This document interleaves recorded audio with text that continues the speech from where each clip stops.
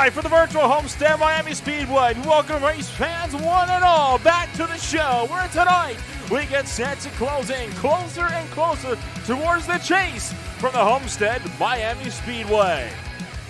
Good evening, everybody, and welcome to the show. My name is Ola Rampel, bringing you all the action from the L-TAC All-Street Media Cup Series and race number 13. It is going to be an absolutely incredible ride here in this one, as we're going to be looking set to try to drive things home. And I can tell you right now, we are in for a heck of a ride as we get set to go racing throughout what should be a very wild bout of 134 laps here tonight. 200 miles will be the distance. Lap 67 thereabouts will be, of course, the stage break here this afternoon, and it is going to be super intense for all drivers involved. Homestead has long been known as a racetrack that is not going to be one to underestimate.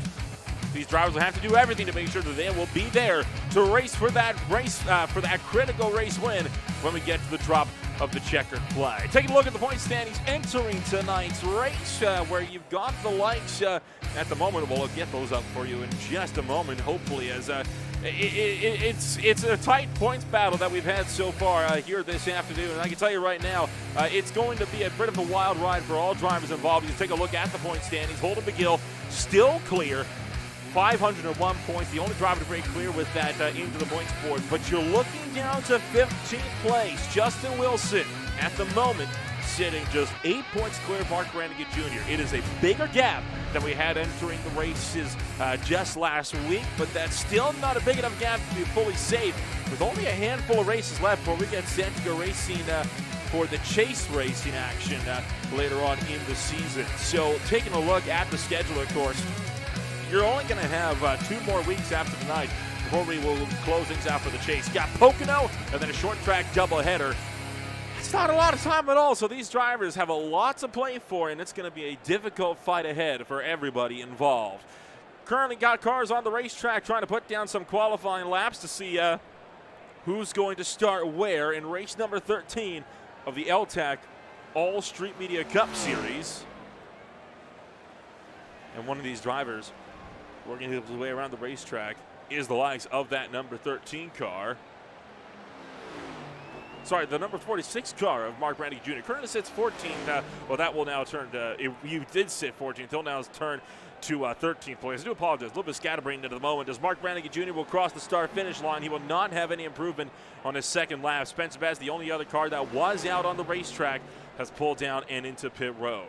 So for the moment, no drivers on the racetrack, but we've still got a lot ahead of us from Homestead-Miami Speedway, race number 13 of the L-TAC All-Street Media Cup Series. We'll take a step back, and we'll be back with more from Miami in just a moment. Racing isn't easy, but experiencing it is. iRacing puts you in the driver's seat with the industry's leading sim racing game. Drive on laser scan replicas of the greatest racing circuits from around the world. Go head-to-head against other drivers chosen by skill-based matchmaking to ensure competitive racing at every level. Compete across all your favorite series. In officially licensed cars, engineered to deliver the most accurate driving experience possible.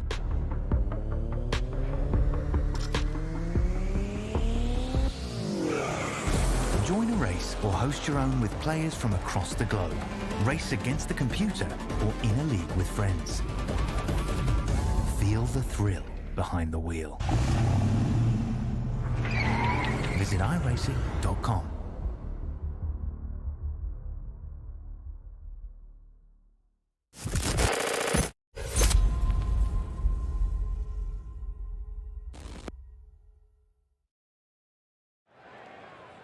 Well, with that all said and done, qualifying will draw to a close from Homestead-Miami Speedway. 15 out of the 23 cars will be putting down qualifying laps here in this one. So out of all of those drivers, our lucky number of the day will be number 4. So the driver starting 4th place will be that lucky draw driver that if they win, they will find themselves with some extra bonus points at the end of the night.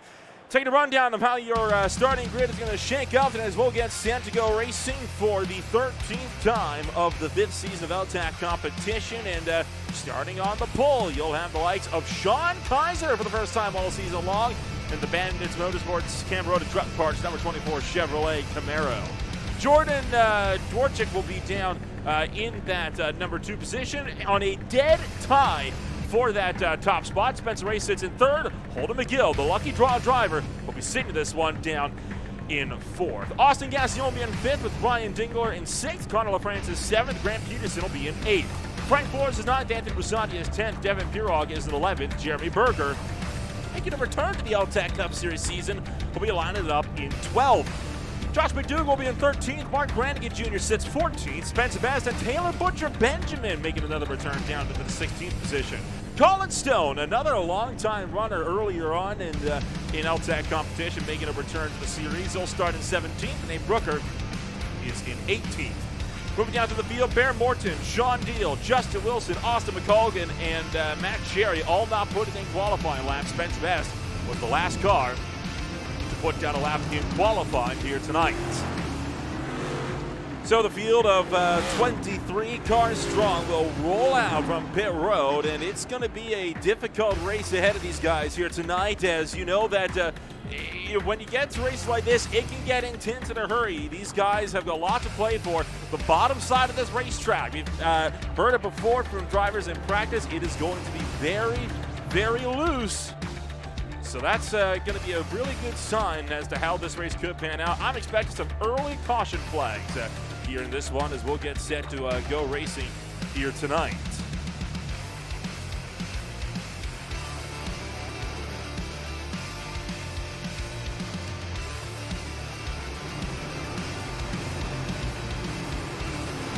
Pace car will lead the way through turn numbers 3 and 4, this time by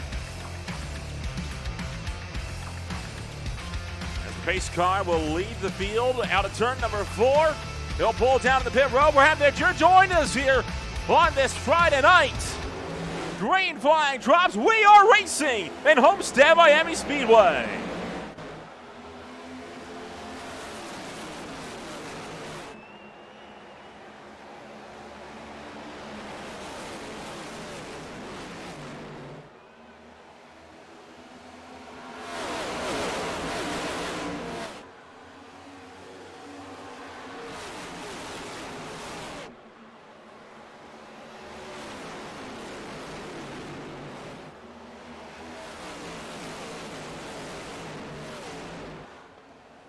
Sean Kaiser leads lap number 1 to green out of 134. The rest of the field starting to file out behind as we hightail it down and into turn numbers 1 and 2 for the first time tonight. Looking for 4 wide in the background on just lap number 2 as we fire it off the top side of turns 1 and 2 that time through. Colin Stone caught in the middle. Pirog, McDougall, Morton, and more all finding their ways trying to scramble and just get themselves sorted here in the midfield. Towards the front, Kaiser continues to lead. Ryan Dingler was in a side-by-side battle with Austin Gassione, and all the action in the moment going on further through the field. Matt Sherry did not make the starting call for this race, leaving this now just a 22-car race at the front of the field.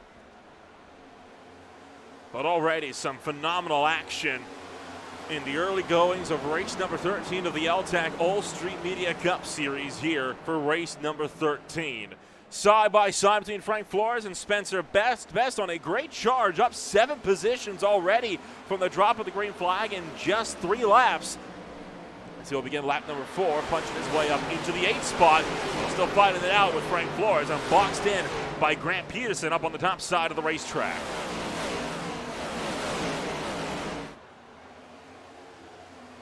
Looking from behind, the 62 of Dworczyk. Apologies if I've completely butchered that in. Going to jump top to bottom as that 62 Wendy's machine going to try to lunge for the inside. Whoa, and one going around towards the back. Whoa, and into the outside wall will go Nate Brooker. Absolutely demolishes the 3 car as the caution flag will fly for the first time tonight on just the 5th lap of this race. Not the way we were hoping to have this race kick off, but that's sometimes what can happen. Josh McDougall was spun and stopped. Side was on the front stretch. Nate Brooker was slow up there as well. There's been a hefty wreck on the front straightaway, and we'll get a look on what happened to the top two coming off of that fourth and final corner this time by as Kaiser picks up the lead. Taking a look back as McDougall just got crossed up and sideways out of turn 4.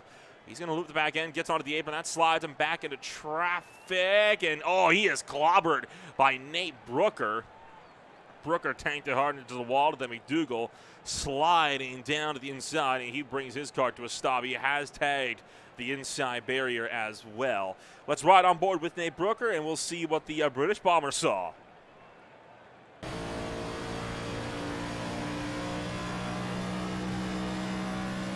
Oh, never saw it coming. Tough break there for Josh McDougall, and tell you what, there was one driver that just barely managed to escape the worst of that, I do believe. We'll get a look at who that was as we'll take a look at this wreck at speed.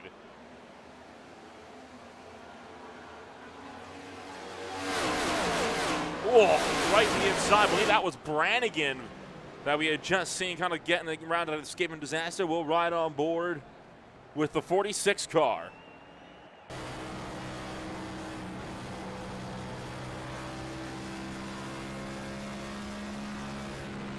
Oh boy, and that was with Austin McColgan that we just got a look on. So McColgan getting through into 16th, and then Brannigan having this lunge into 15th, and this is what he saw. Woo! Great wheel work to get around that for the number 46 car out of York, Pennsylvania. Escaping disaster.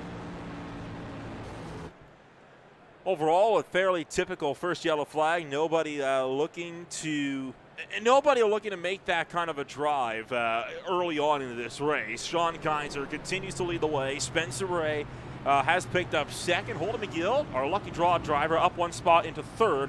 And then Ryan Dingler sits back in fourth as well. Austin Gassion, currently no spots changed for the number 5 car. Same with Connor LaFrance. They will be sitting 5th and 7th. Biggest mover on the day, looking no further than Spencer Best, working his way up to that 8th position early on. So great drive for Best's number 19 Toyota Supra. Biggest dropper so far would be Anthony Musani, way towards the tail end of the field. Very uncharacteristic for this 49 car. We're not used to seeing him so far down the field early on, and that leads me to believe that he had some kind of an issue on the opening lap of this race. But the lights are out aboard the iRacing pace car, and we'll get set to go back to green flag racing this time by.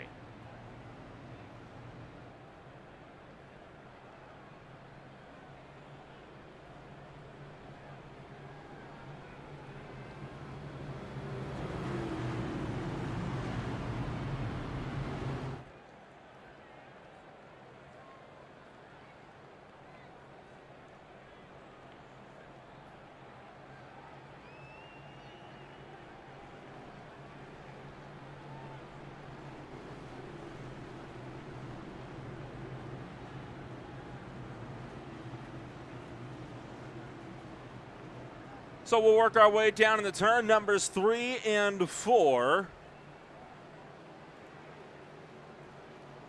the pace car will pull down and into pit road this time by. We'll restart this race on lap 9 of 134 after 2-car spin early on. Early launch from Kaiser. He'll take that green flag though, and we rocket back down to turn number 1.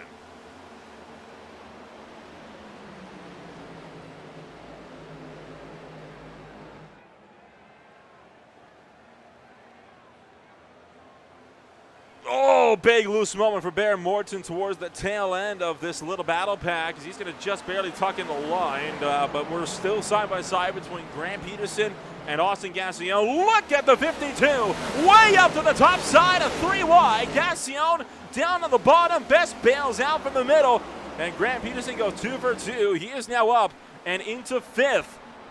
Always a bit more 3 wide action towards the back here as drivers scrambling left, right, front, and center as Flores trying to maintain some good drives. Whoa, Pirog, look out. Way to the bottom and down onto the apron, able to wrestle that 36 Discord machine underneath him. We look back up towards the sharper end of the field. Spencer Best continuing to hang on, but it is a tight side-by-side scrap for spots all the way down this field. The 62 in his debut start, trying to look for the inside, and Connor LaFrance looking like he'll fall in line behind the 62 and Barry Morrison. So France tucks in for 9th. He will lose 2 positions from the get-go of this restart. Sean Kaiser continuing to lead the way as one car scrapes the wall, entering turn 3.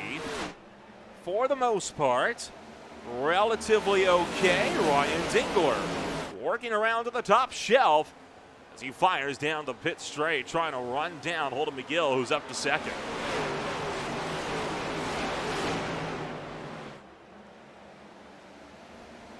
Dingler looking up high, trying to set up that run, but McGill on a good drive down from the low end as well. So McGill has been doing, he's been putting in the work, right? He's been really showing what it takes to get this done here. Running a good old throwback Wood Brothers paint scheme. I recognize that font of 21 anywhere from Trevor Bain, winning, of course, the 2011 Daytona 500. Of course, very different cars you're running then compared to now. But hey, I'm all for a throwback scheme now. Then, whoa!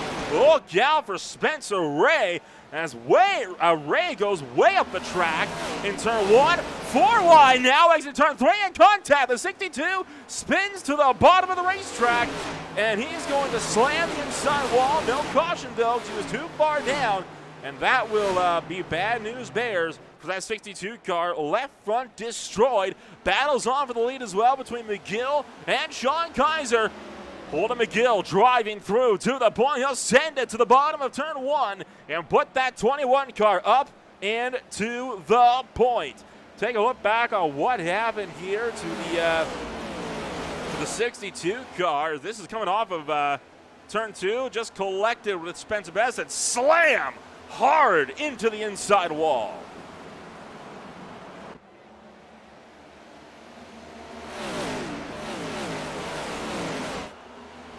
Ryan Dingler not going to let McGill take that line down as he's going to now shoot the inside, and we're about to have our 3rd different race leader in about as many laps as Dingler will power to the bottom side of Holden McGill. Tracks up across the nose, just gets out in front. Holden McGill with the crossover though. Back to the bottom as it's a slugfest for the lead. Dingler's got the run up top. McGill trying to close across the nose. Dingler breaks sideways. Just breaks sideways behind as well as Spencer Ray. He'll duck to the apron. Dingler loses 2. Holden McGill secure with the race lead.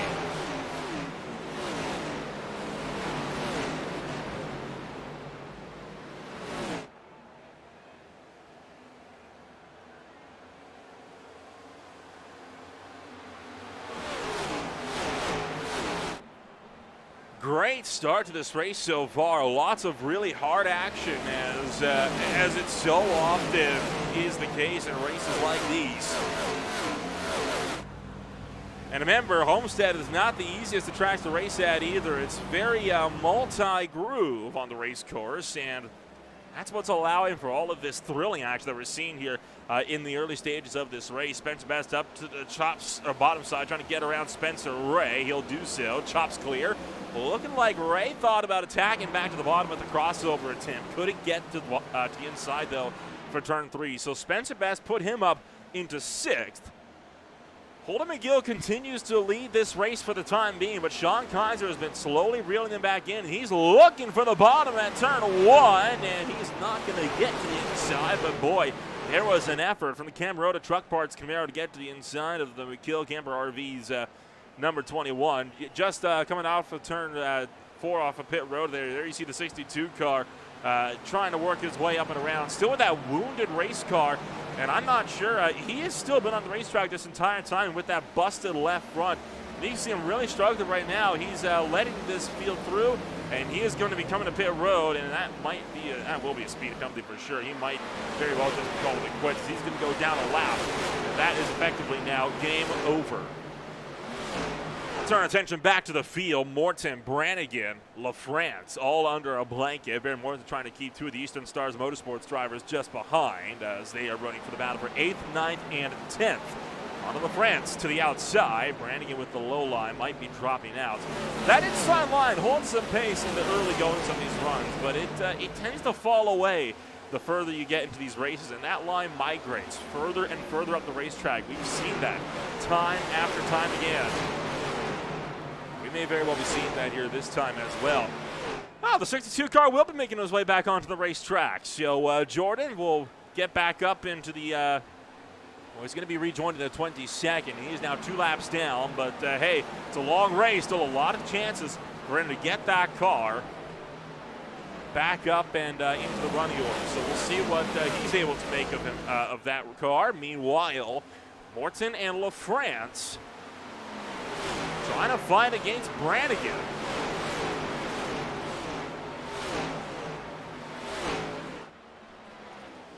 Morton hanging that pass around the outside, trying to pick it off from Connor LaFrance. LaFrance been working the inside for the last little while, really pinching Morton up. Contact entering turn 3. The 9 car will go a bit wide as a result, but I think he might just have this one here, you know, as he's going to get that great drive off of the top shelf. Connor LaFrance might not be able to do too much at the bottom. You know, he still has the nose in there just a little bit. He's going to try to hang his foot down to the low side. Oh, trouble up in front. Spencer Ray finds the outside wall. That's going to cost him time in the battle with Spencer Best and allows Morton to close right in.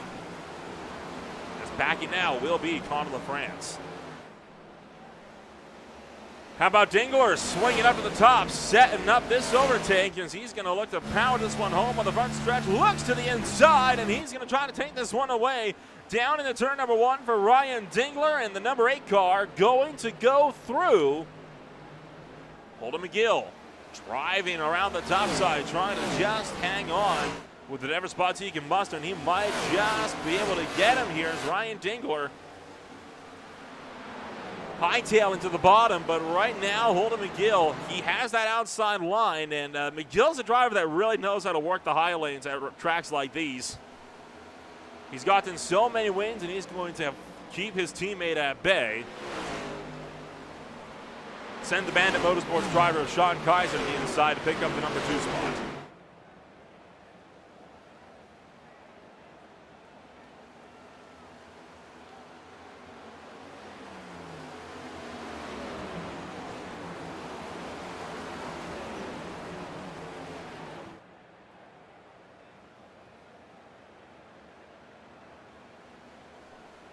McGill, Dingler, Kaiser running 1, 2, and 3 side-by-side battle. You want to see that on the screen. Take a look further down the pack to Nate Brooker and Jeremy Berger.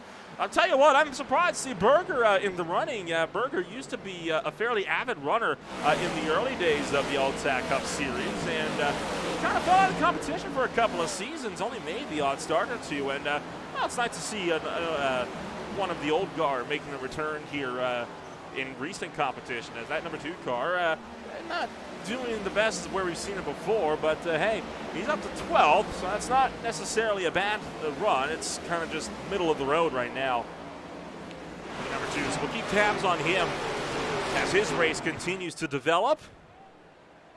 We still got McGill, Dingler, and Kaiser running 1, 2, and 3 down to the bottom. Grant Peterson and Austin Gassione sit about, give her just under second, I think, off of the battle for the lead here at the time being. So we'll see what Austin Gassione and Grant Peterson are both able to do as the 52 car to be tracking down and around, and here goes Austin Gassione looking to the inside. Sean Kaiser trying once again to mount a charge for the number 2 spot.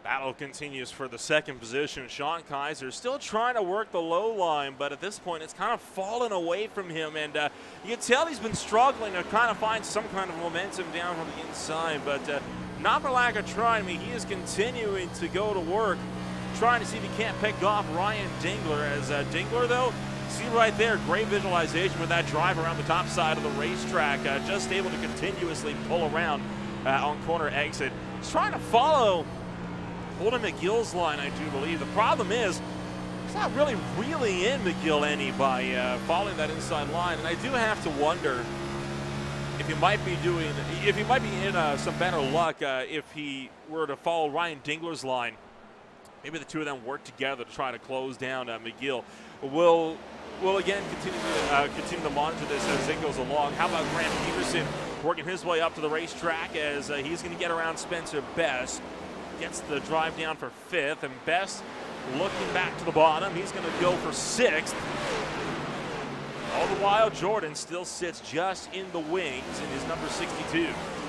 Oh, contact, look out! Trouble, 2 cars spinning around. Jordan is turned, and that's going to bring out the caution flag for the second time tonight. The field scrambles to avoid, and that is caution flag number 2. That got ugly on the backstretch as Spencer Best got turned around, and Jordan was an innocent bystander, though that may very well have come about as a result of a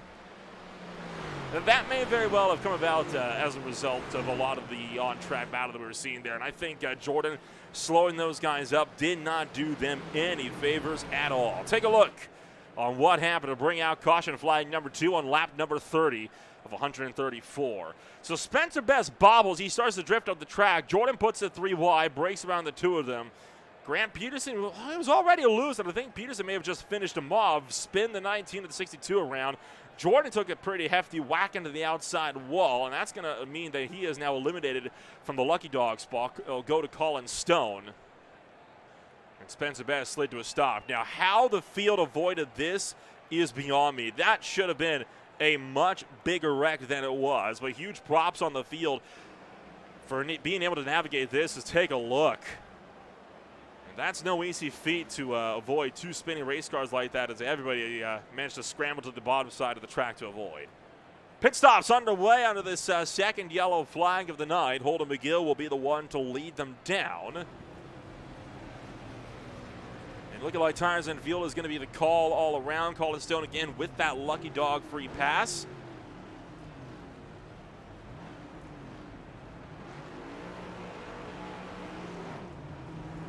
McGill, first on, first off, he'll win the race out of pit road.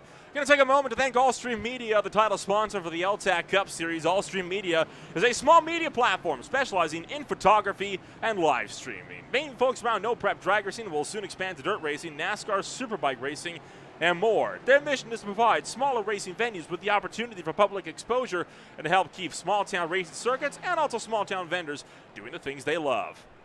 You can find out more by taking a look at their Facebook page down in the description below. Holden McGill leads the way. Caution flag number 2, still over 100 laps to go in race number 13 at the Homestead-Miami Speedway. We're going to take a step back. You're watching the L-TAC Allstream Media Cup Series on Green Flag TV.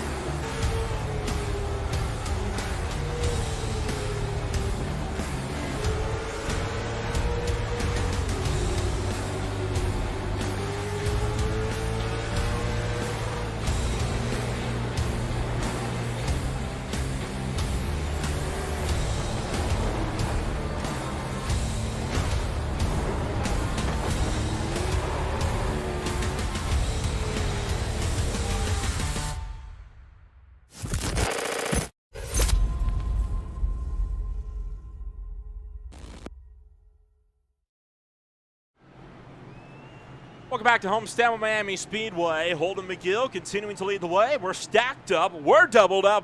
We're ready to go back racing this time by at the Homestead-Miami Speedway as Holden McGill will look to lead the way out of turn numbers 3 and 4. iRacing pace car will pull down into pit road. 100 laps left on the docket as the green flag drops and we are back underway.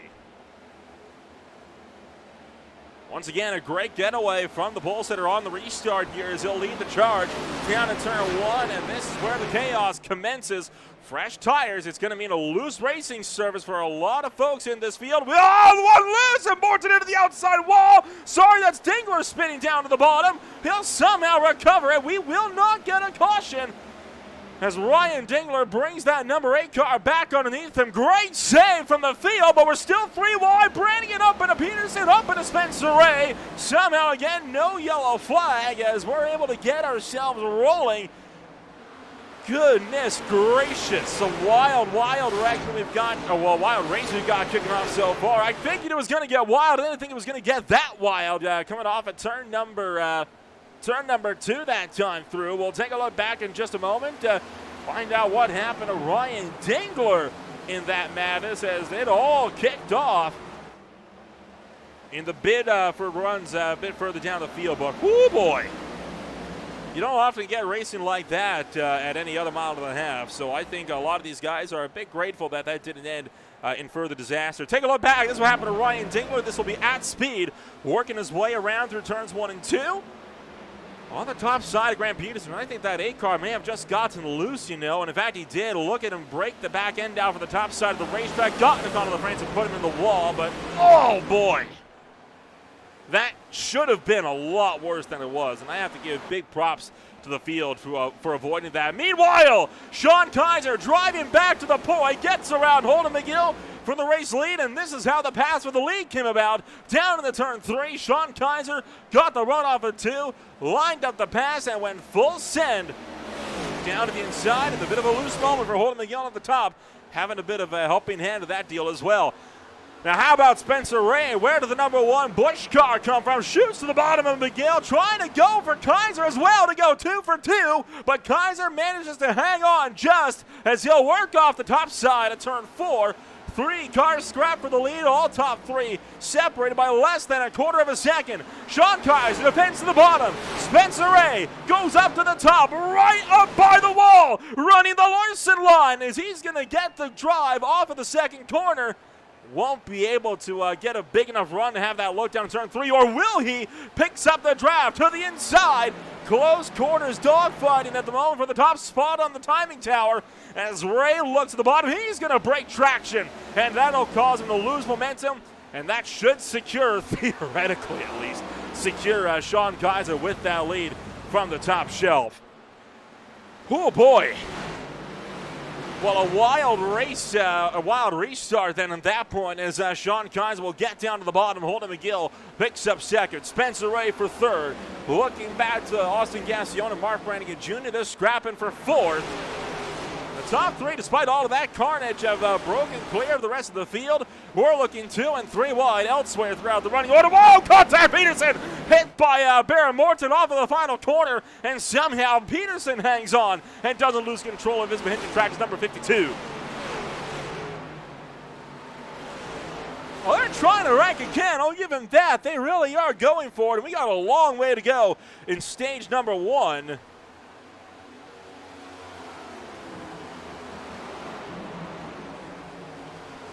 Remember, stage 1 comes to a close at the end of lap 67 going to 68, but no yellow flags. So these guys, they got a ways yet before we award those 10 bonus points from top to bottom.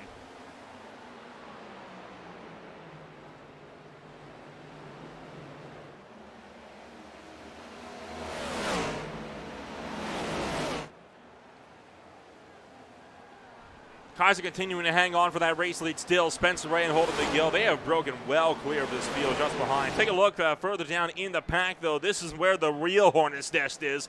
Gassion, Brannigan, Peterson, Morton, and breaking loose is the 52 as well as the 23 just behind of Austin McColgan nearly going around. You got the 10 car. Sorry, that's the 0-1 of Taylor Butcher Benjamin marches to 0-1. My apologies, kind of in the fray here as well. Then Nate Brooker, Carter LaFrance, kind of going to war here as well. And I think finally we might get the chance to settle down, maybe.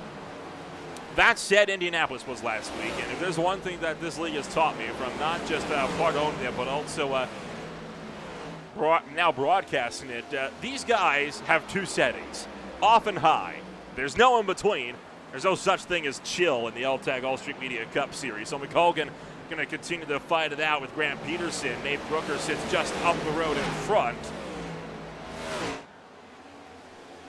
They're in a bit of a bad spot right now because these guys can't break away from each other, but because they can't work together, they're constantly losing themselves time and drag themselves further and further back. Anthony Bussati has broken well clear of this field, and he now runs 1 1/4 seconds up the road from the lot of them. As hello, Spencer Ray going to the point. What in the world has happened here? Something's gone awry with Sean Kaiser, surely to have resulted in him losing the lead like that. Oh boy, we're 3 wide just behind as well. So there's a lot to kind of take in here. But real quick, here's we'll watch this 3 wide first, and then we'll get to the race lead because I have a feeling we might be getting a wreck here in just a little while. Butcher Benjamin going to lose out down on the bottom side, and now Spencer Ray under fire again from Holden McGill as McGill going to try to track to the bottom.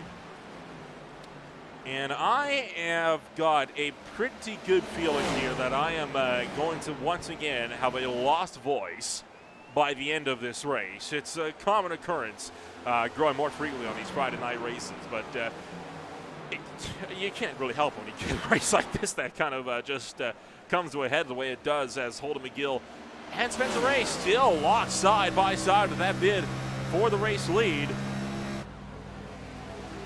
And Ray will finally break clear. Here's what happened.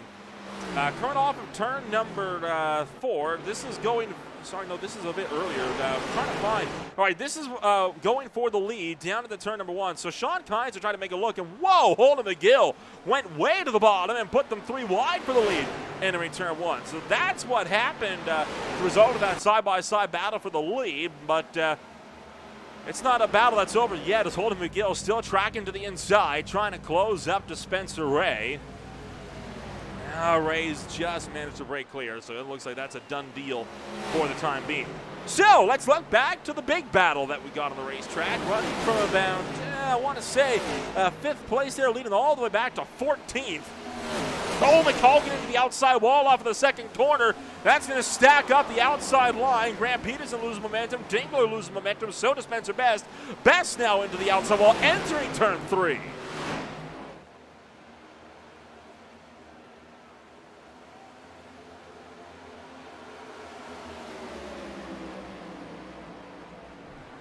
Brannigan, Benjamin, McColgan. All packed up line astern. Nate Brooker really muscling Grant Peterson up the racetrack in turn 3. Jeremy Berger. Oh, he's found the outside wall, something fierce. Big damage on the right front of the number 2 cars. He's going to find his way into pit road. We'll dial up the runs out of turn 4. Well, Brooker breaking a bit sideways. Dingler, though, with a great head of steam. He'll look to get to the inside of Grant Peterson, while just up the road, Taylor Butcher Benjamin still going to work against Bear Morton. And all the while, you've still got Spencer Ray and Holden McGill, that are looking to run nose to tail. And don't look now, but Anthony Bussati has worked his way up into the fray. So looking like we could have a 4-horse race for the lead here. Whoa, before too long, and that's going to close it in big time as Spencer Ray breaks loose out of turn 2. Allows Holden McGill to size up a pass. He's going to lunge to the inside. Try to make this work. I don't know if he'll be able to get there, though. I think Spencer Ray might just hang on, and Jeremy Berger leaving pit road is going to cause some issues as well.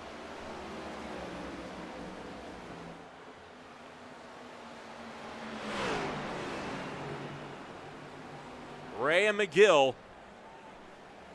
remain stuck side by side as Bussati breaks around Sean Kaiser for 3rd. You wonder if McGill knows he's the lucky draw driver. It's not something that's announced in the race of these guys. It's something that's announced after the fact. But they can always listen in on the broadcast and find out early that way. Holden McGill will get into the lead as Spencer Ray clips the outside wall coming through 1 and 2. So McGill back to the point. And a bit of 3-wide action to boot down the backstretch as Brannigan going to lose 2 from the middle of Morton and Benjamin as they'll go bottom to the top in turns 3 and 4. Well, finally, we're getting into a place where we might be able to start settling down just a bit more, which good thing on that deal.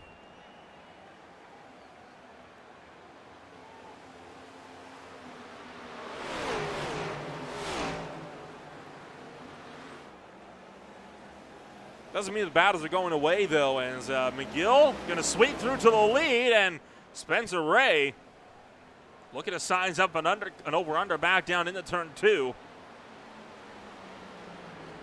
And he's going to do just that. Spencer Ray pulls around Holden McGill, slides up in front of the nose, and McGill back to the bottom. So let the battle of the slide jobs commence as McGill looks back to the low side, and he's going to throw it in deep into turn 3.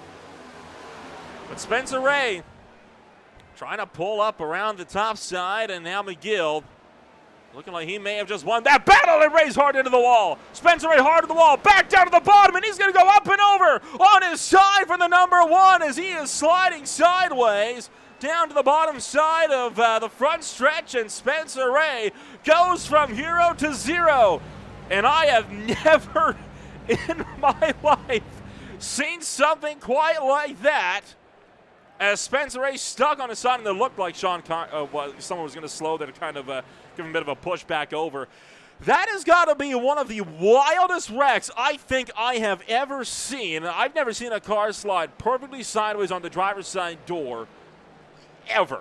Never. I've never seen that happen before. Take a look back. This is what happened to Spencer Ray. Okay, well, not quite the best of looks there. Well, he's already up on his side there, so we caught the tail end of it that time through.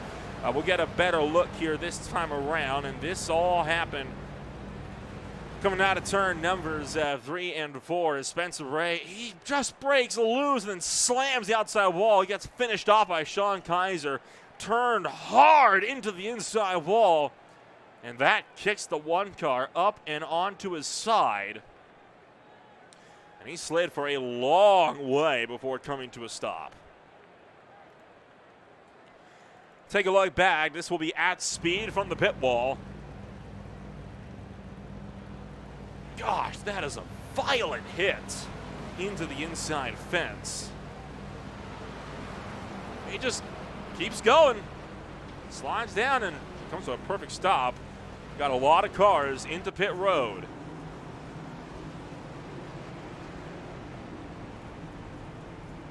Puts a new definition on the term slide job, I guess, as multiple cars, pretty much everybody, in fact, down into pit road. Looking at the timing tower, Justin Wilson, the 09 staying out, so the 09 Chevy will pick up the lead. We're going to have less than 10 laps to go in stage 1 here when this gets going as well, so this is going to be a wild series of laps to kind of follow suit.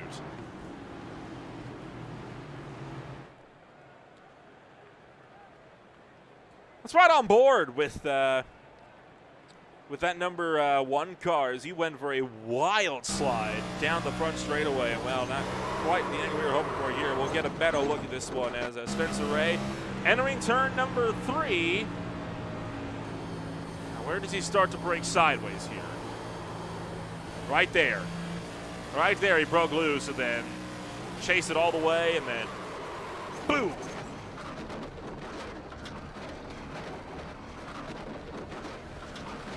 Pretty wild sight to see as you're just kind of sliding on the door.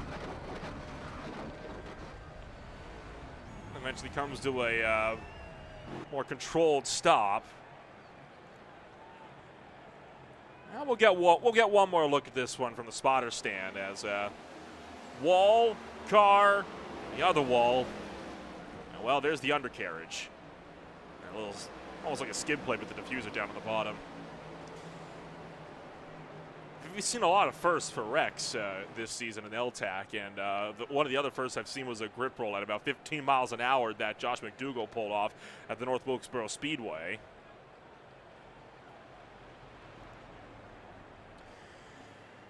Well, it's a wild sight to see, to kind of put it mildly. Let's get a look on one of the drivers that took a ride through all of that. We'll see if we can get in touch with the driver, the number 24, Sean Kaiser. As Sean, this is Noel Rempel up here in the broadcast booth. You got a copy? I got you. Well, it was a bit of a wild sight that you saw, no doubt, in the mirror. Spencer Ray slid sideways all the way down across the racetrack. What did that look like from your perspective? It was a little heart-wrenching there, heart-clenching, whatever you want to call it. But yeah, I didn't think he was gonna come up, and then he did, and I tried getting out of the gas. Unfortunately, got into him, but unfortunately, when a mistake like that happens, it's kind of a racing deal. Sorry to have that happen to him, but. You are one of many drivers to come down to pit road with less than 10 laps to go in stage number 1. Justin Wilson, the lone driver that didn't. What are you going to have to do to try to survive these next 8 or so laps and maybe go for the stage win? Just be smooth. You know, don't push it too hard. I mean, you definitely want to get around that 09 because he's going to be slower. So there may be a higher chance for calamity at the first restart, but hopefully we can get around him cleanly and then just race it out and be smooth. We're all pretty even up here, so just the person who doesn't make any mistakes on these final 8 laps will probably take home the green and white checker. Well, we'll let you get back to work. Good luck out there on the impending restart with coming to 7 laps to go. Appreciate it. Sean Kaiser joining us up here from the number 4 spot where he'll restart second on the outside line. Justin Wilson did not take any tires. Well, he didn't take tires at all because he never came down pit road. He came down to lap 31. He is staying out, though, trying to go for some stage points. But with a long way to go, I'm not terribly confident in his ability to stay up there for too long, as field will work around into turn numbers 3 and 4. Pace car pulls off. Green flag's back in the air. We're back to racing. Wilson getting away well, just like all the leaders have so far tonight. But remember, a lot of fresh rubber behind him of 20-plus laps.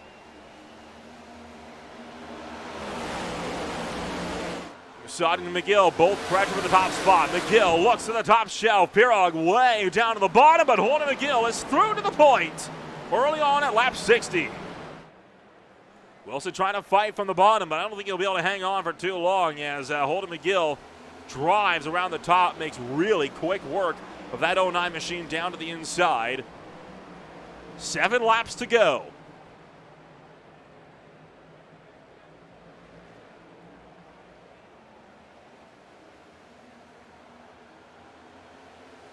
Anthony Musani, see if he can't try to attack McGill. Furthest up, that 49 car has been all night long. We saw him down as far as 17th earlier in this race. Has since really bounced back. He got into the rhythm of this race. Barrett Morton breaking loose, nearly cleaning out Sean Kaiser and Mark Brannigan Jr.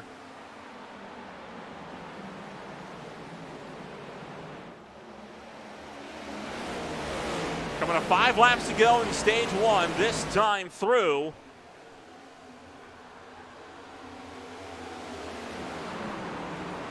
Devin Pirog is down into the pit road, so troubles for the 36 car. We'll see his latest green flag run come to a bit of a premature end. Now Holden McGill continuing to lead that way. He'll take the 5 to go signal in this opening stage of the night.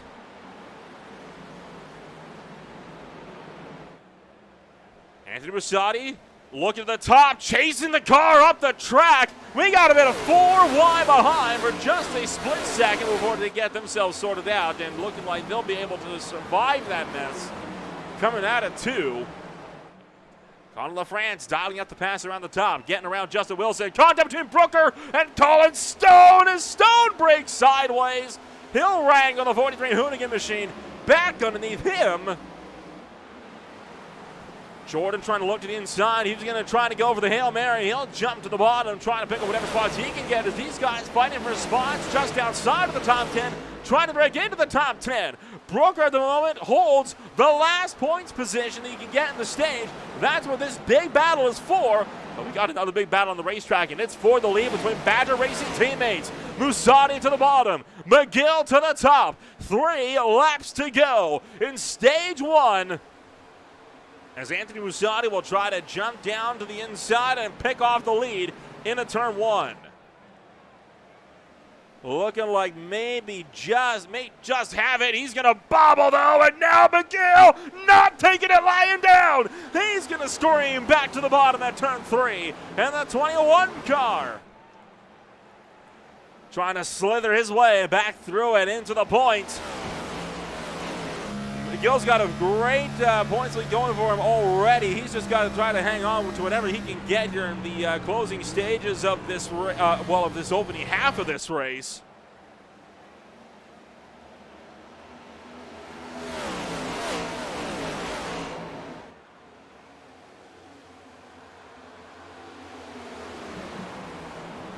McGill, Musati, Brannigan, Dingler all packed up line astern, and it is a big battle that these guys have got going on amongst themselves. Ryan Dingler still remaining faithful to the outside line, but I don't think he's going to be able to really do too much with it. We got 1 lap to go. Oh, bit of ghost contact there between Musati and Brannigan entering turn 1. That nearly sent Musati hard into the wall, but 1 lap to go in the opening stage of the night. Whoa, hello. Musati breaking way sideways. Holden McGill leading the way so far as he is going to try to pick off the run for the win. Holden McGill will win stage number 1 here tonight. Brannigan second, then it's Dingler, Kaiser, Musati, Morton, Benjamin, Best, Austin Gassield, and Jordan will secure the 10th position from Nate Brooker at the stripe. Halfway home, 67 down, 67 to go. Now the age-old question, do we get more aggressive or do we back off a little bit more now that we know we don't have any more points until the very end of this race? My money is on we're going to keep the battles going strong.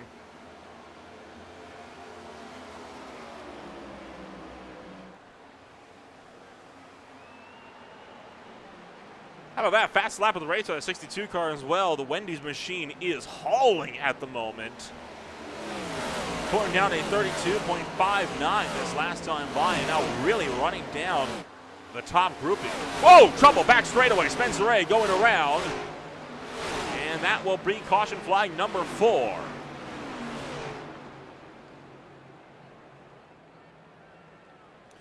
Holden McGill continues to lead the way at lap 70. And here's what happened to Spencer Ray, working the backstretch this time by. He was 3 wide, it looked like, with Brooker as they both went for the bottom of Grant Peterson, who washed up. Spencer Ray now just tracked up and slams into the door. That looks all self-inflicted as Spencer Ray will pop the roof flaps and woo, Colin Stone. How's that for some heads-up maneuvering? He'll scramble to the inside of the racetrack, and Spencer Ray will slide to a slow stop and a single car spin then on the backstretch this time by. Again, great job on the field to get around that. Here's on board with Colin Stone.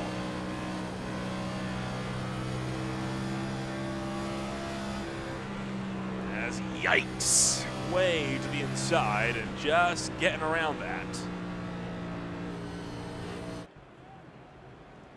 Big host of drivers coming down to pit road. Sean Kaiser, Taylor Butcher Benjamin, Jordan in the 62, Colin Stone, Sean Deal, Austin McColgan, Frank Flores, and Justin Wilson will all be down and in. The rest of the field staying out.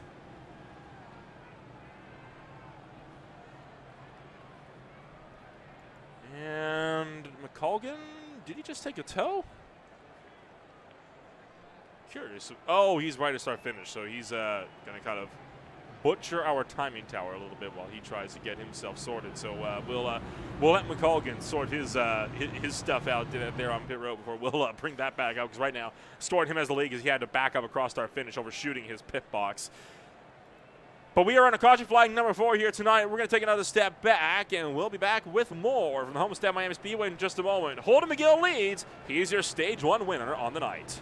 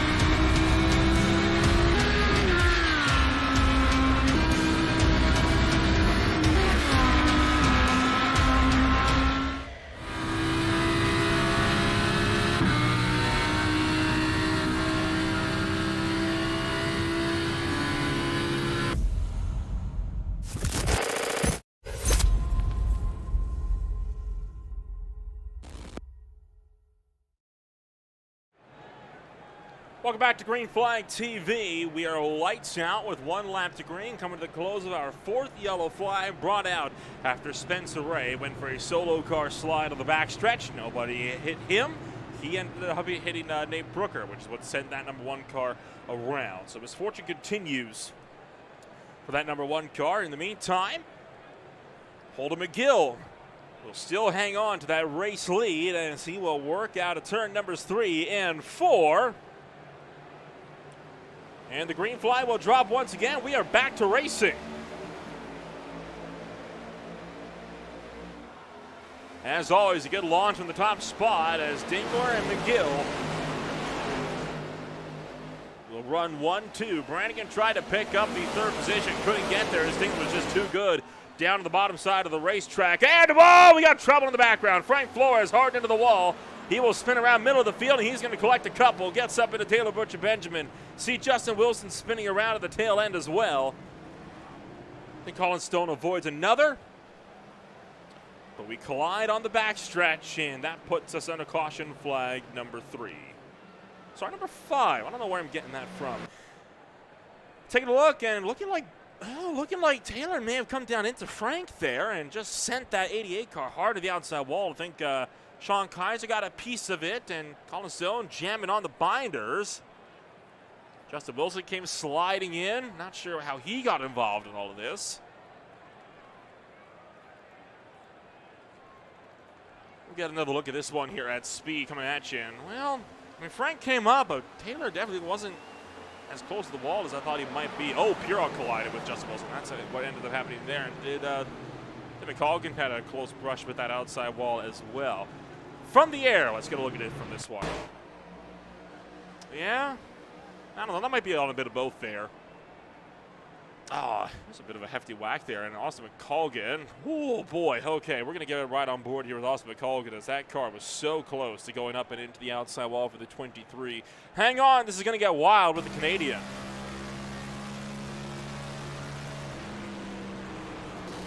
Little nick there. That is some great driving to avoid keeping that car from body slamming into the outside wall. And then on board with Colin Stone again as the 43 car avoids another right in front of him.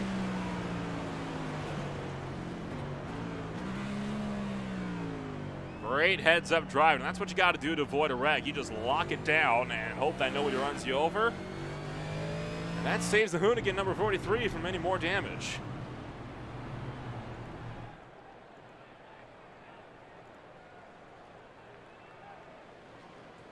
Pretty hefty shot that was taken into the outside wall there for Frank Flores. That car will have seen better days. Taylor Butcher Benjamin still in pit road, and is he out of the car?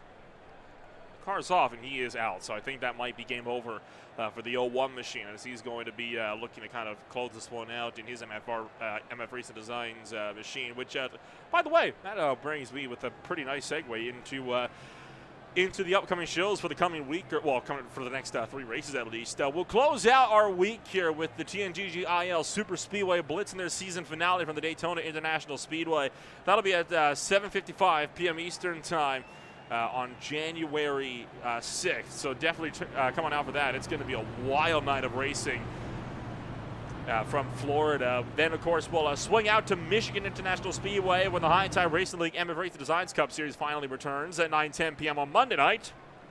Then the OMSRL makes its long-awaited return, rebranded to the Truck Series. They'll have their season kicking off at Daytona on January 9th at 8:45.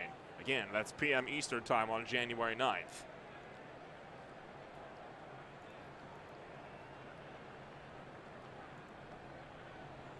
Well, it's been interesting, I think, is kind of the way to put that one. As we'll see if we go 1 to green. I think we're going 1 to green this time by. That would track by my count. The 21 car still looking pretty strong, hanging on to whatever spots he can get towards the top end of the field. Mark Brannigan just behind in that 46 Monster Energy machine, has been slowly but surely picking his way through the field. He and Baron Morton are the two most gained on the day, plus 12 and plus 14, respectively, for the both of them. They started way down, Morton in 19th, and Brannigan started in 14th. So there's some pretty good movers coming on up through the field here. Brannigan, I think, could be one driver looking to upset McGill's win. McGill would be the first driver all season long to be a successful lucky draw winner. So we'll see if he'll be the one to take that one in his number 21 Badger Racing Chevy Camaro. I'll have to ask why he's decked out like the Wood brothers this weekend. It's not a scheme we see him in all that often. Usually we're used to seeing him in a bit more of a either a black and green or a black and blue paint scheme. White and red with gold lettering. It's an interesting combination, but hey, if it works, it works.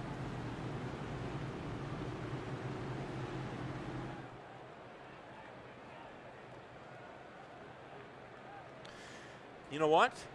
I do believe that's a Cale Yarborough memorial scheme. I actually have just read the lettering on the side, and that is indeed a memorial scheme to the legendary Cale Yarborough that passed away just a week or so ago. So it's unfortunate to see, and good to see that his colors being represented here tonight. Green flag is back up into the air. We'll go back to racing as Holden McGill will take that drive down in the turn number 1. Mark Brannigan Jr., Ryan Dingler. We're finding out for second, but looking like Dingler will be able to pull clear to play rear gunner support for his teammates.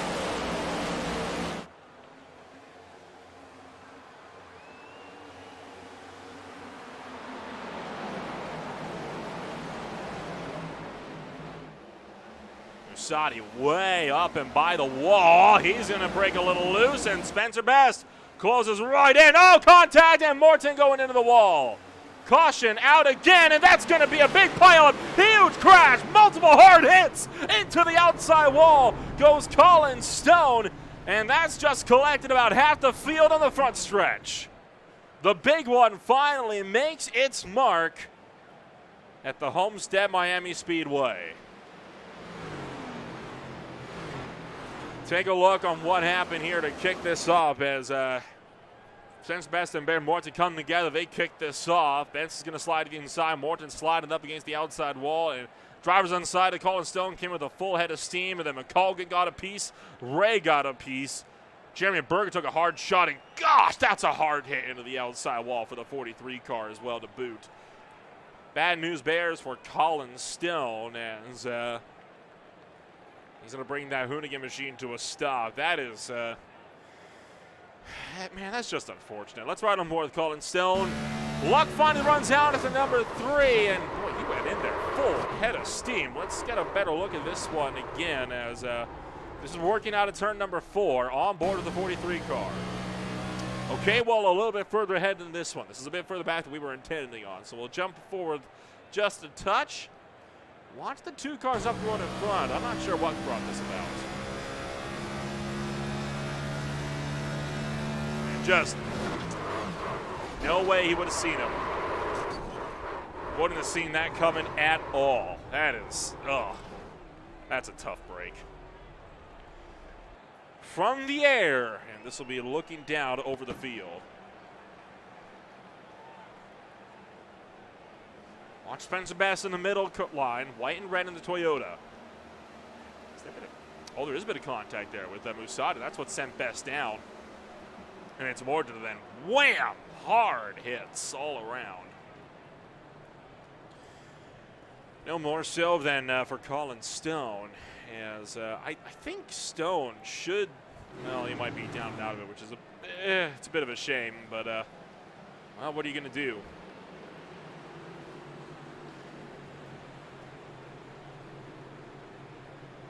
Very sizable impact and into the wall. It's not anything you ever want to see in a race like this, as we'll jump back to live pictures. Holden McGill continuing to lead the way for now, but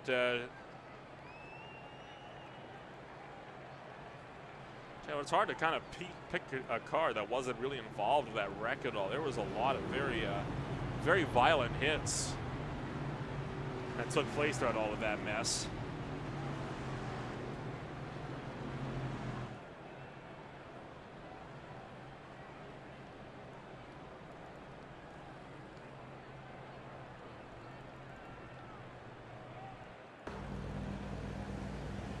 That speed is going to be violent. Oh, man. It's tough to see something like that take place when the field is having such a good run.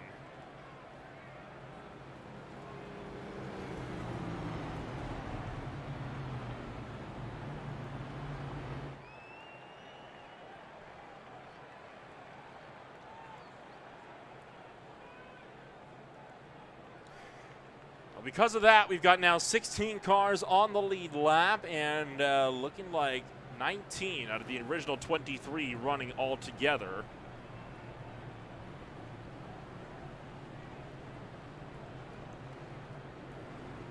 We'll get set to go green flag racing with 50 laps left to go.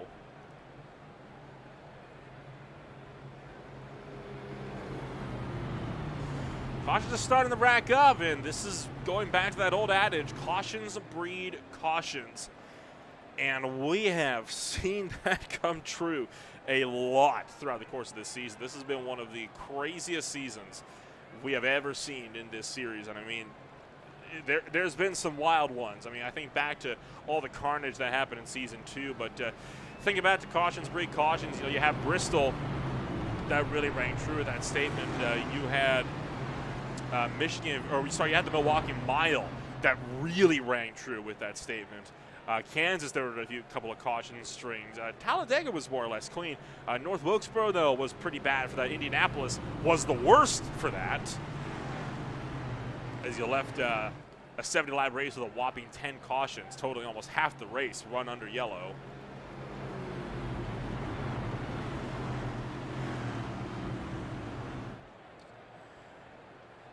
Hoping for better this time through.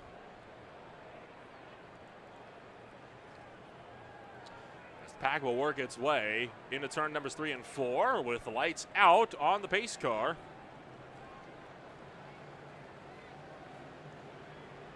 And we'll get back to green flag racing this time with 50 laps to go. Holden McGill once again with the lead of the race. He'll lead it all the way into the Geico restart zone, and we are back underway.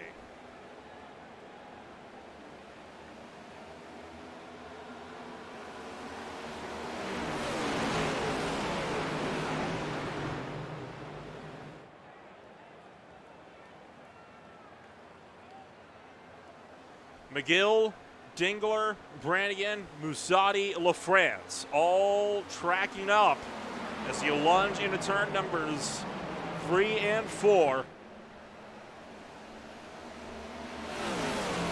Oh boy, Musati having those blinking problems he's known for. Never something you want to see on a restart, no less. Brannigan working the inside, he's fighting for third. McGill so far hanging on for the lead of the race. But will that P1 last for long, or will Ryan Dingler be able to run him down? Bit more separation on this restart from the looks of things, so we might be able to get a few more laps in if we do end up getting another yellow flag. I do believe these guys have one pit stop remaining before they'll be able to really be good to go to the end. We might be good to go. I'm not 100% on that. Whoa! Oh boy, Musati up into the outside wall in the big way. He's trying to clear out from Brandy and kind of taking that Hail Melon. It almost looked like we're at the top. And, well, it worked for a second, but then he had to quickly get off it, or he would have just slowed him down. Badger Racing 1, 2, 3. They lock out the podium for the time being, and these teammates have been really looking to go at each other for the race lead. They've not been willing to work together all night tonight. It's been a crazy race for Badger Racing crew as Dingler will look up high. McGill hanging on for now. Brannigan now fighting off the 62 of Jordan down on the bottom side of the racetrack. And the Wendy's Camaro. Can he find a hole? He will. Slides up in a fourth.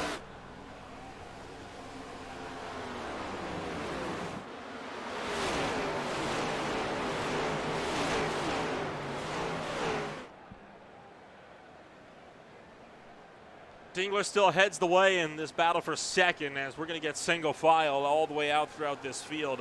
Kind of looking further down, Sean Kaiser looking to the bottom, Austin Gassione. He's going to attack. That's the pass. That's going to be the pass for a 7th there. And yikes, just sliding up in front. Meanwhile, Grant Peterson looking to try to clear from Nate Brooker up on the high side as well. And Brooker not giving too much room as Brooker will sling his way around the top. Fast lap of the race. Again, give it up to Jordan in that 62 car, 32.55. Becomes the new fastest lap of the afternoon.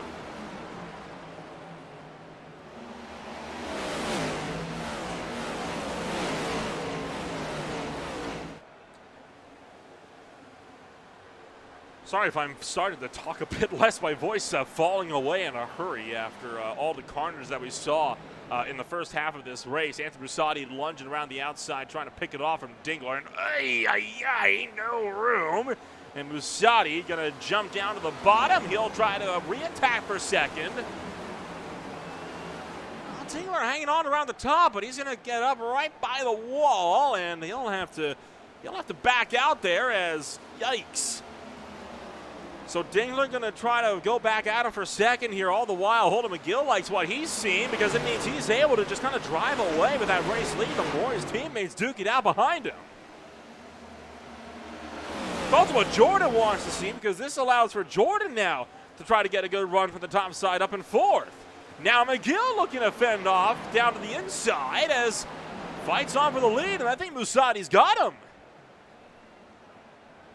Now keep in mind, that 62 car on fresh rubber, last pitted on lap 70 of this race. Well, the top two, they're on pretty old tires, so he's looking to be on, what is that, 14 lap fresh tires, just about there. So Jordan's got some good rubber in the back pocket that he can use to his advantage here, and that's why he's able to get so much of an overspeed on these guys, especially mid-corner.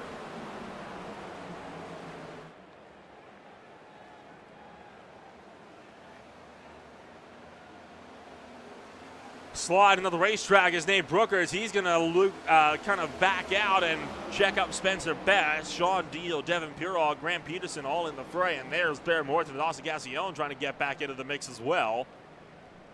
And look at the drive around the top for Devin Purall as he's almost going to get into it with Grant Peterson there. Peterson blocks off Gassione, doesn't leave him any room to work with as they'll make that lunge back down to turn 3.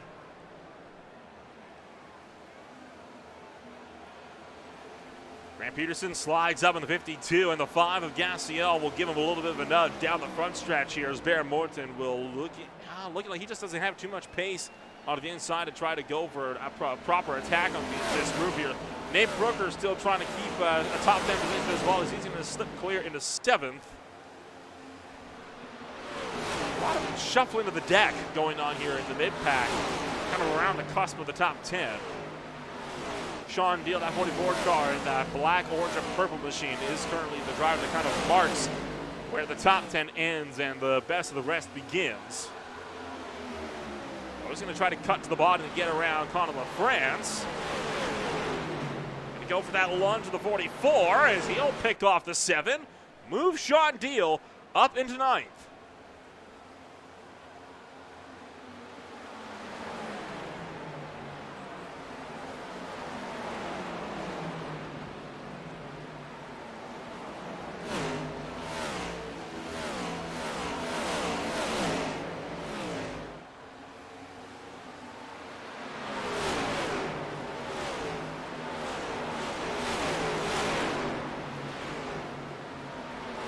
Spencer right down and into pit road at the moment, and he's going to drop down to 20th, and that'll put him as the last car on the racetrack. He not having a good run for that number 1 car. It looks like he might be done for the night. In fact, he will be done for the night. He's going to pull it behind the wall and to the garage. Austin Gassione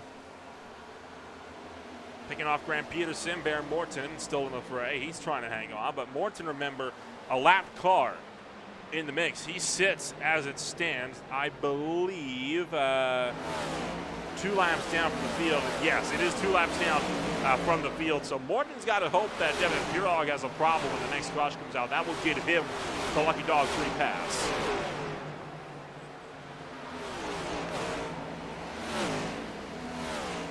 Gassion, LaFrance, Grant Peterson all running the line astern, and just up the road, Bike's picking up inside the top 5 as as Anthony Bassani will make room for Mark Brannigan Jr. to take one down the inside.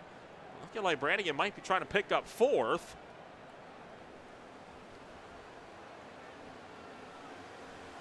Oh, whoa, hello, we got content in the background, and well, I was about to mention that Jordan was making the run for second, and he just secured that run for second, but Mark Brannigan Jr. getting into it with Anthony Mussati. Middle of the backstretch, that was a weird incident. We'll get a look back and see what the heck just happened coming onto the back straightaway. Take a look. Coming off of turn 2, Anthony Mussati kind of blinking out. Here's the run. Oh, this is onto the front stretch, so this is a little bit earlier than I anticipated, but we'll keep with it here because this develops coming onto the back chute entering turn 3. Brannigan is pretty well established on the inside. He's got a nose and head right now. Mussati, though, still side by side at the door, and they're dead even now. Now Brannigan drifts up the track and just gets into him. I'm not sure what that was all about. But I can guarantee you that's not going to put him into the good books with Anthony Mussati. Let's get one more look on board.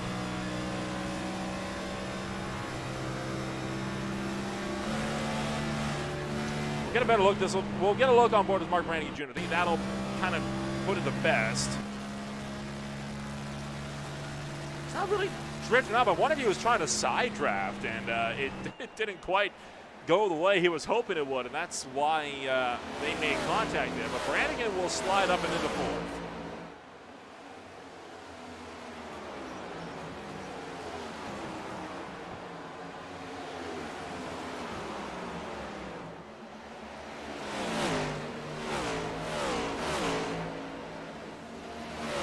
Oscar Colgan slipping further down through the field and trying to hang on as he's trying to fight it out with Josh McDougall. And while that's all going down, Jordan trying to upset the battle for the race lead. Here's Holden McGill tracking around the top side of 1 and 2. Trying to keep that Wendy's Camaro at bay. And I think Jordan's going to get him here before too long. Man, that 62 car really sending it in deep down to the inside of the racetrack. He tracked up a bit there. I thought he was going to go right into the side, but he's able to keep it out as it remains a drag race for the race lead down in the turn numbers 1 and 2. But I think a bit of a bobble there will allow McGill to sweep through back into the lead.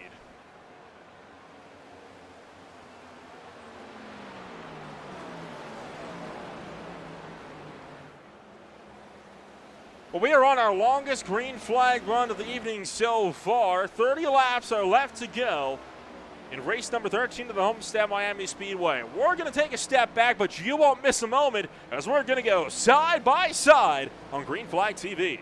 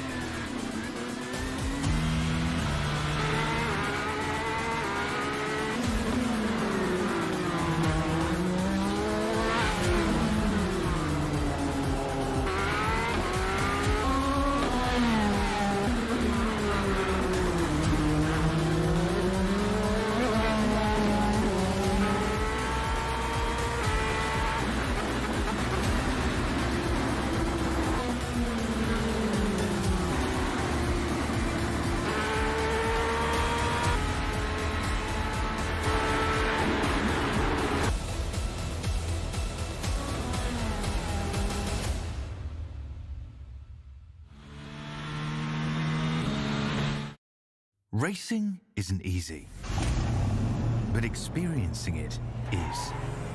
iRacing puts you in the driver's seat with the industry's leading sim racing game. Drive on laser scan replicas of the greatest racing circuits from around the world. Go head-to-head against other drivers chosen by skill-based matchmaking to ensure competitive racing at every level. Compete across all your favorite series.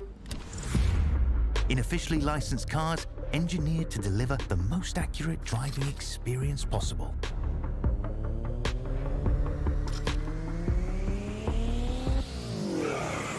Join a race or host your own with players from across the globe. Race against the computer or in a league with friends. Feel the thrill behind the wheel. Visit iRacing.com.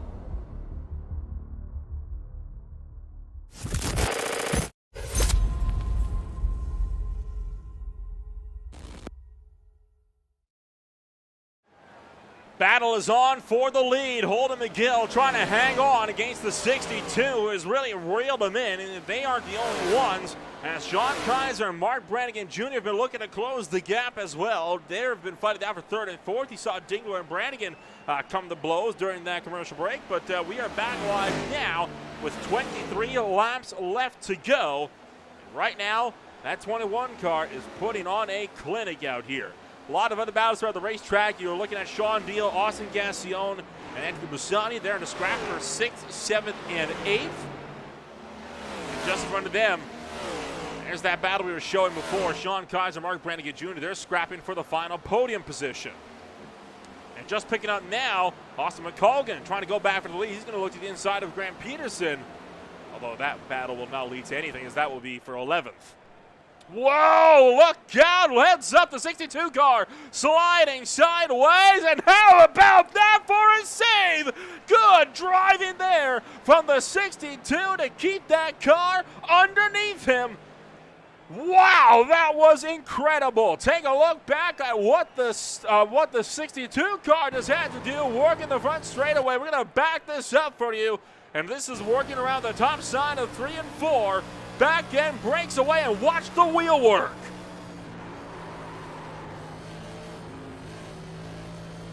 That is phenomenal driving, kept his cool, and he's able to wrestle the car underneath him. He'll recover to second. However, that now puts him into the clutches of Sean Kaiser, Mark Brannigan Jr. with 20 to go. And now Holden McGill is a 1.5 second gap up the road.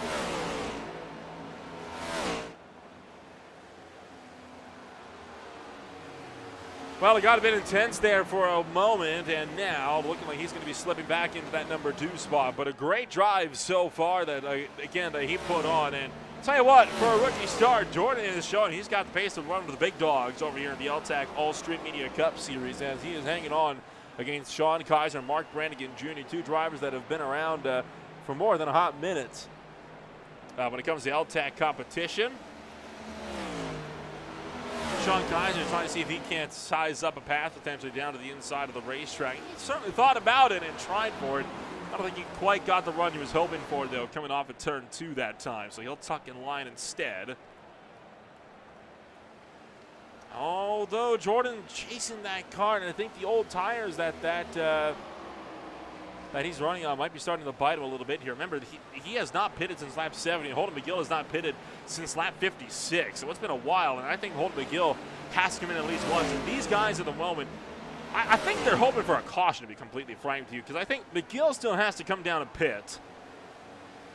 Kaiser and Jordan might be good to go to the end, so they might not be hoping for a yellow flag, but I know Holden might be looking for one here potentially. I'm curious to see how the strategy is going to pan out. Riding on board with the 24 car down the front straightaway. He is really going to block Jordan down to the inside of the racetrack, as Jordan going to swing up high. And he might just kiss the wall, but for the most part keeps the 62 car out of it.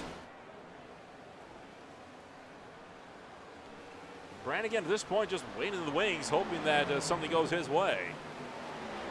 How about Sean Deal fighting his way into a top 5 finish so far? Good job on Deal.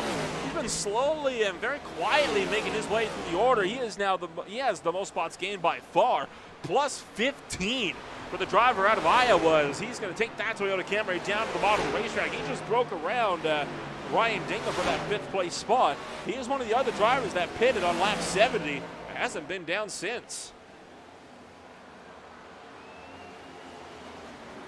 See Jordan once again size up and overtake around the top side of the racetrack as JD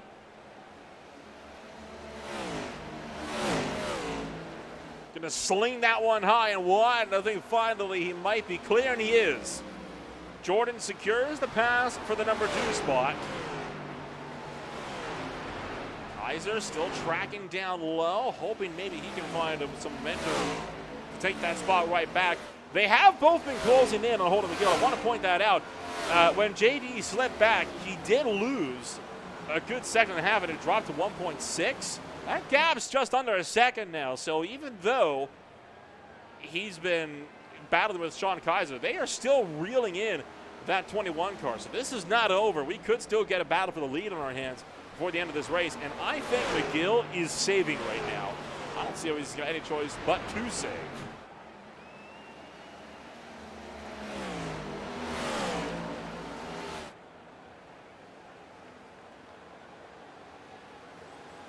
Oh, and into the outside wall will go the Wendy's Camaro. That will cost him some time, but Sean Kaiser on a good drive. He's down by 0.85 now from McGill. 13 laps to go. Let's see. Lap time by the line. We're talking a 10th and a half quicker to Sean Kaiser. At this pace, if he can keep these lap times up, he's going to catch McGill by the end. This race is not yet over. It's not you. Well, I mean, to be fair, McGill has been putting on a click. There's no disputing that, but it has been a lot closer than I thought it was going to be. Sean Deal gets by Mark Brannigan Jr. Brannigan, I think, also in a fuel-saving situation as he is really jumping on the brakes. Now, let's ride on board with McGill entering turn 1. Oh, yeah, he's putting in the clutch. So McGill is in fuel conservation mode right now with that 21 car, just trying to make it to the end. So the big question right now is fuel, and I am so glad that it is. I love fuel mileage races. They are some of my favorite races because that tension keeps with you right to the end. Will he have enough? Will they have enough? And right now, I don't honestly know. I mean, he pitted in the first half of this race. He has not stopped in over 60 laps. That is a long way to go on one tank. Ryan Dingler could not make it to the end. He is into pit road. That'll be just for a splash and go. That could cost him a lap here as Holden McGill going to look into turn numbers 1 and 2, and we'll ride on board with Kaiser. This 2 car is closing in, and I can tell you what, he's not clutching in at all.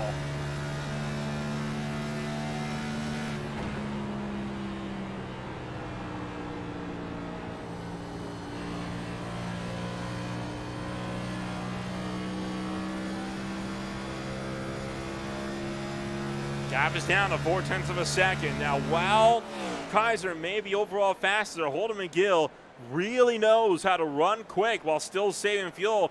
And judging by how little the gap has come down, even over the last 10 laps or so, I think that really is a testament to how great McGill is able to drive. They were pretty much dead even on lap times the last time through. They were only about 1/10 of a second off. But Sean Kaiser is right there. McGill's not going to be able to keep him at bay for 9 laps in a row. There is no way. So we're about to see a titanic battle. If Holden McGill wins, he gets an extra 3 bonus points. Not like he needs them, to be fair, but it'd be nice to have as an extra little bit of a cushion entering these last 2 weeks.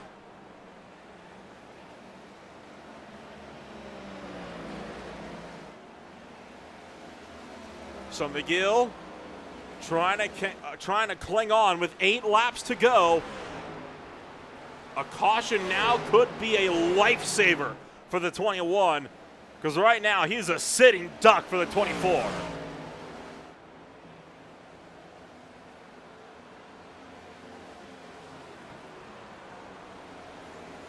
You heard it right there. McGill not putting in the clutch anymore. He's starting to push, trying to keep Kaiser behind. 7 to go. And in fact, building the gap out. I don't know. If he's able to hang on to this, that's going to be an absolutely amazing drive. And talk about Sean Deal as well. Sean Deal getting around 2 other drivers that have been saving fuel. I mean, JD and Mark, they were both saving fuel, and now that's put Sean onto a podium finish. So a great drive for Deal as he, too, started to reel in the leaders. But for him, it's going to be too little too late, I'm afraid, as Brannigan hemorrhaging positions. He was in 3rd. He's dropped back to 6th, and he might drop more by the end of this race as Austin Cassione will break through and into a top 5.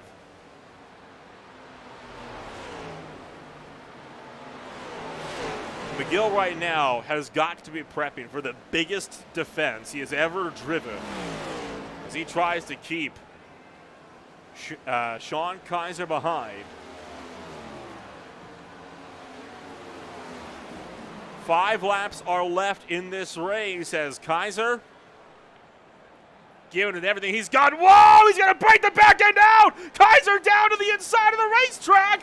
5 to go, and Kaiser loops it. He's going to hang on, keeps it off the wall, but is that the gap that McGill needed to bring this thing home? 1.3 seconds, all the work that Sean Kaiser did reeling him in over the last painful 15 laps has just gone up in smoke. And that could be the race critical move that might give McGill the win. 4 to go, it's not yet over. Sean Deal's reeled in the gap down to 1.8 seconds. Remember, McGill going back to clutch and coast. So that gap's going to still shrink. It's going to be under a second by the time this race ends. I don't think there's enough time, though, for Kaiser to reel that gap back down.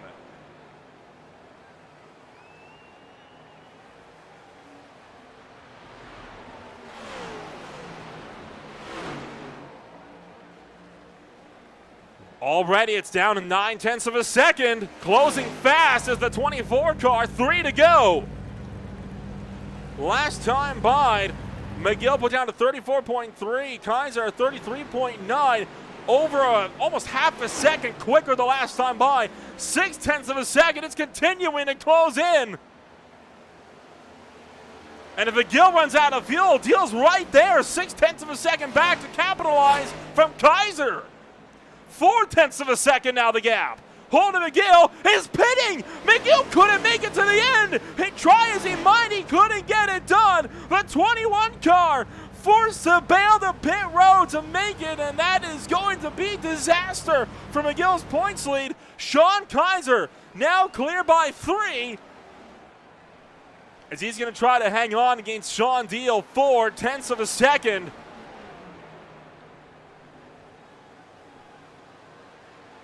Deal and Kaiser even on fuel numbers.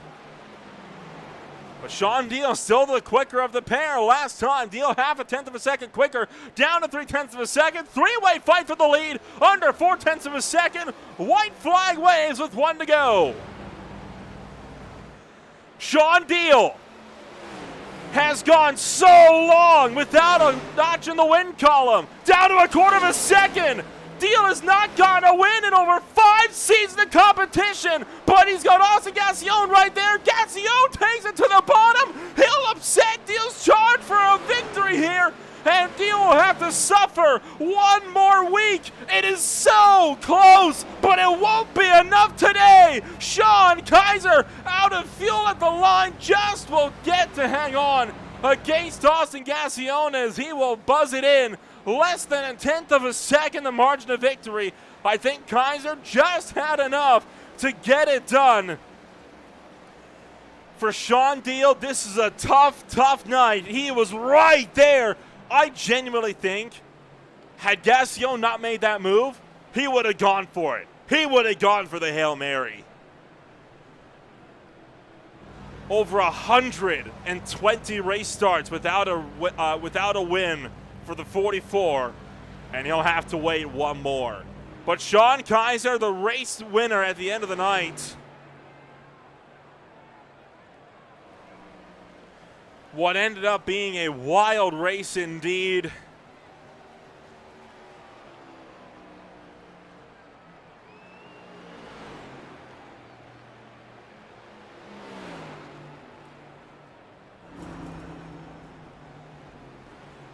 But what a drive for Sean Kaiser as he's able to bring that thing home to a race win, and he will get to burn it down on the front stretch.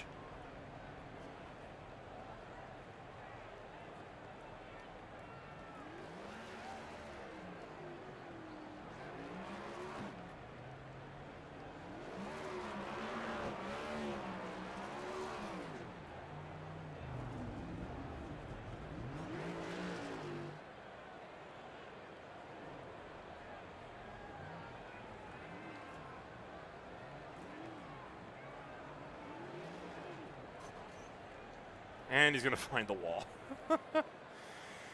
Well, that was a bit of a lackluster burnout attempt there, I will say. But, man, what a race. What a wild race indeed it was for us here in this one. 134 laps later, and our first few mileage race in the season. If only we could get more. That is exactly why I love races like this one. As Sean Kaiser will bring it home, the race winner by 1/10 of a second for Austin Gassion. Sean Dio brings it home in third. JD will be in fourth with Anthony Rossani down in fifth. Spence Best was in sixth with Austin McColgan in seventh. Frank Flores was eighth. Grant Peterson ninth. Justin Wilson rounded out the top 10. Holden McGill, hero to zero. He'll finish first driver out of the top 10 with an 11th place finish after having to pit for fuel with 2 to go. Try as he may. Mark Brannigan Jr. was in 12th. Nate Brooker was 13th. And there you had Ryan Dingler, Connor LaFrance, Josh McDougall, Devin Purog, Taylor Butcher Benjamin, and Baron Morton were the last cars running on the racetrack. Spencer Ray, Jeremy Berger, and Colin Stone DNF from this race, and Matt Cherry did not make the start at all. Man, oh boy. Lots to talk about here at the end of what was a wild night of racing action. Let's get a chit-chat here with some of the drivers at the end of the night on what was a truly a race for the ages here, as it had the highs, it had the lows, it had all the stories in between. We'll give a chat here with Sean Kaiser, the driver that will bring it home in the number one spot. We talked to him earlier in the race, and we'll get the chance to talk to him again as Sean Kaiser brings it home with the race win.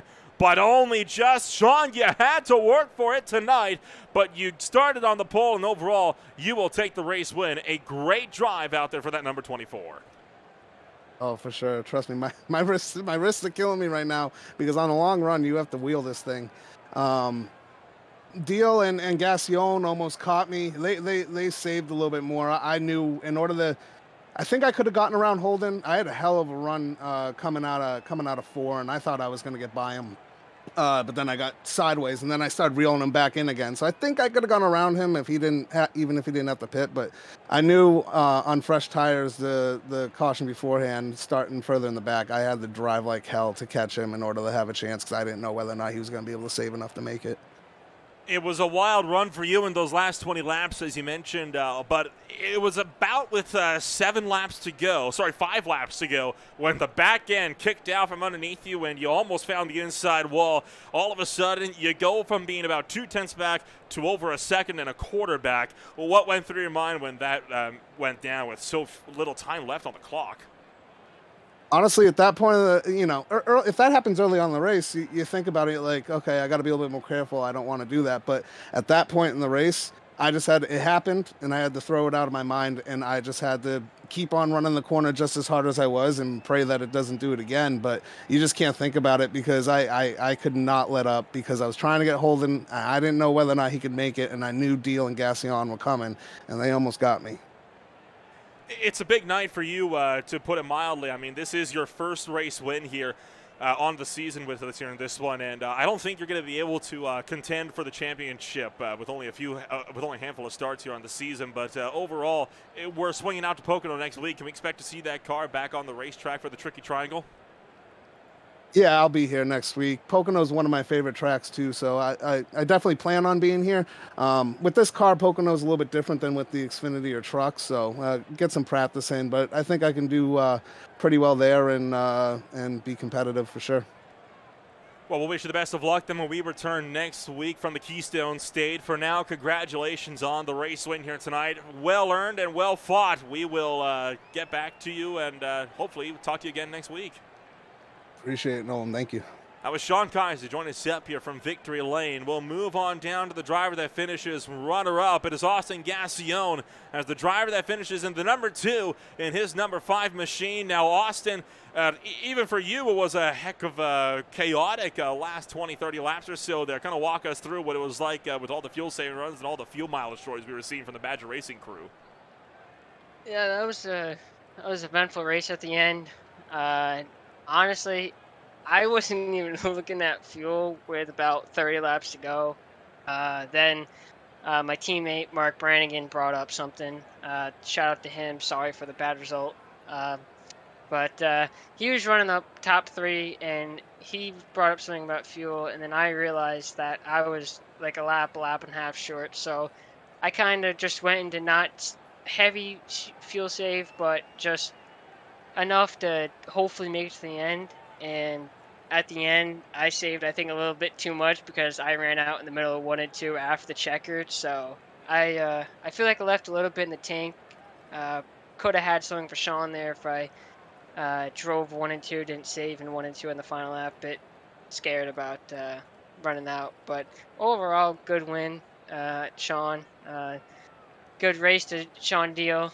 And I'm actually shocked that Holden ran out of gas because I thought he could have made it. You mentioned it was a wild race and a very eventful one. Talk about all the cautions that we saw in the first half. It was pretty much green almost all the way through for the second half, bar 1 just past halfway. But 5 yellow flags throughout the first 67 laps or so. How does that change the mentality of setting yourself up for that second half?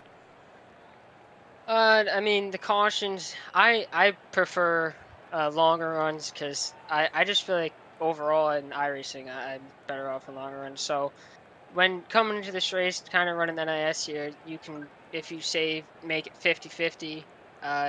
That's only if you save a lot and don't push and hope to God that you have the speed with the tires. Just the beginning of the race with those green flags, you could see who, it was hard to see, but it was also kind of easy to see who had the speed with the short runs and who had the speed with the long runs. But let us try out some things when if there was something at the end of the race and how our short run speed would be, and it also helped us see what our tire wear would be after 15-20 laps. Felt like practice runs. And looking forward to next week, it will be, of course, race number 14 from the Tricky Triangle, 2.5 miles around the Pocono Raceway. For you, you're not too concerned about the points, I imagine. You are more than clear. I don't even think you could. I think you could even miss like the next 2 weeks and still make it into the chase for the top 15. But what can we expect to see from that number 5 Valvoline machine coming on out next week to Pennsylvania? Hopefully a good, clean race. I don't know how my luck fares in the Pocono Mountains. Some leagues I'm good there, some leagues I'm bad. The last race I raced there, I actually won. But hopefully it's a good race for me and all my teammates. Hopefully Mark and Ty are able to show up and get themselves out of themselves below the cutoff line. If I could do anything to help them, that's kind of the main objective, to be a team player. But at the end of the day, it's kind of hopefully get the best victory for myself. Well, we'll wish you the best of luck then next week when we return to racing at the Pocono Raceway. For now, congratulations on that number 2 finish, and we'll see if it'll be one better when we go racing next week at Pocono Raceway. Thank you. I was Austin Gassion joining us from the number 2 spot for the Eastern Stars Motorsports crew. That takes us to the final driver on the podium. Sean Deal will join us up here in the booth. And Sean, I am feeling for you. I really am. Over 100 wins and still one more week without a notch in the win column. Walk us through those last 2 laps from when Holden McGill came down to pit road. Man, I had the speed. I had the chance. Austin was able to just get a nose in on 3 and 4. But you know what? That was a good time. I'm not even mad. Looking forward to that last lap. You mentioned Austin got the nose in on there. If Austin doesn't make that look to the inside to kind of cut off the inside from you, Are you going for that Hail Mary to go for full send down to the turn 3, or are you wanting to, or are you going to be the one to kind of back out and just kind of ride it through with the second place finish? Oh, got to send her, bud. All the way. I was absolutely going to go for the run.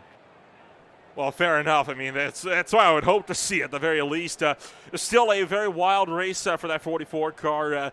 The strategy really came into play, and I think quite a few drivers were hoping for a caution in those closing laps there. Were you one of those guys that was hoping for a yellow flag, or were you hoping for that to go green to the end? Oh, absolutely not. I have no speed on the short run. Long run, I'm good, as you saw. For sure, and Pocono, well, it should be a racetrack where we'll be seeing some good green flag runs. Hopefully, fingers crossed. I may have just jinxed us, as I so often do. What can we expect to see from that 44 car swinging out to the Keystone State? Oh, not much anything. I'm terrible at Pocono. Well, by the laws of physics, that means maybe that will be where you get your first win. We'll have to see. For now, though, congratulations on that third-place finish, and who knows, hopefully we'll get that notch of the win column by the end of the season. One of these days. It'll get there. It'll get there eventually. That was Sean Deal joining us up here in the broadcast booth. And, well, that's going to do it for our podium finishers. And, my God, what a great race that was. I mean, that, I think, has to be one of the best races we've had so far all season long. It was a wild and a chaotic race here in this one, and there's so much chaos left to come. The TNGG-IL Super Speedway Blitz returns to Daytona next week. Next day. That'll be tomorrow night, where they will close out the championship. You can tune in. Myself and Austin Edstrom will bring you all of the coverage, start to finish. Then, of course, the High Tide Racing League and Racing Designs Cup Series will make their return to Green Flag TV after a 2-week hiatus for the holidays. They'll be kicking it off at Michigan in the Omar Sorrell Truck Series. We'll see their opener at Daytona. One Truck Series ends and another one begins, as the Tuesday night series will return on Green Flag TV. For now, that's all the time we've got for one night. Thank you so much, everybody, for joining us. We'll see you all next week when we go racing at the Tricky Triangle.